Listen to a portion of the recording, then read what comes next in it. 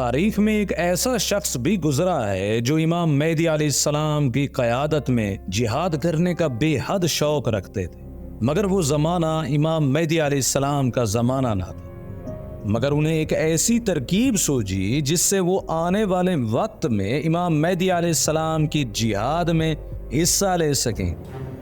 یہ وہ شخص تھے جو دارالعلوم دیوبند کے سب سے پہلے مہتمم تھے، حضرت مولانا رفیع الدین صاحب۔ آخر عمر میں ہجرت فرما کر مکہ مکرمہ گئے، وہیں ان کی وفات ہوئی اور وہیں پہ ان کی قبر بھی ہے۔ حضرت امام مہدی علیہ السلام کا ظہور مکہ مکرمہ میں ہونا ہے۔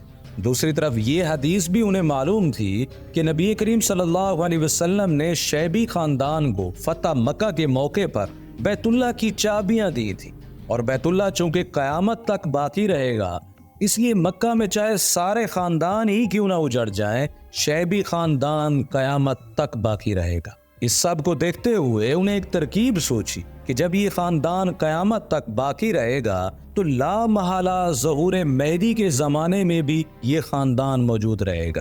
جب حضرت مہدی علیہ السلام کا ظہور ہوگا اور وہ کعبۃ اللہ کی دیوار سے ٹیک لگائے مسلمانوں سے بیعت لیں گے، تب کعبۃ اللہ کی چابیاں شیبی خاندان کے کسی فرد کے ہاتھ میں ہوں۔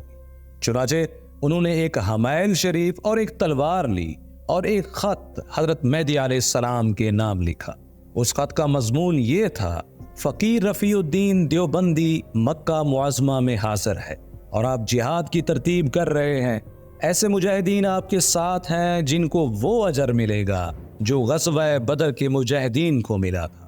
سو رفیع الدین کی طرف سے یہ حمائل تو آپ کے لیے ہدیہ ہے، اور یہ تلوار کسی مجاہد کو دے دیجئے کہ وہ میری طرف سے جنگ میں شریک ہو جائے اور مجھے بھی وہ اجر مل جائے۔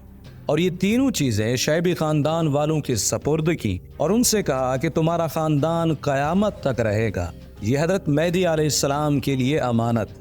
جب تمہارا انتقال ہو تو تم اپنے قائم مقام کو وصیت کر دینا اور ان سے کہہ دینا کہ وہ اپنے قائم مقام کو وصیت کرے، اور ہر ایک یہ وصیت کرتا جائے یہاں تک کہ یہ امانت حضرت مہدی علیہ السلام تک پہنچ جائے۔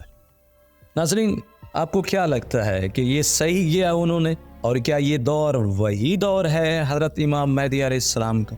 اپنے خیالات کا اظہار کمنٹ سیکشن میں ضرور کیجیے گا۔ امید کرتے ہیں کہ یہ ویڈیو آپ کے علم میں اضافے کا سبب بنی ہوگی۔ اگر یہ ویڈیو آپ کو اچھی لگی تو اسے لائک کریں اور شیئر بھی کر دیں۔ ملتے ہیں ایک نئی ویڈیو کے ساتھ، تب تک کے لیے اجازت دیں۔ السلام علیکم ورحمۃ اللہ وبرکاتہ۔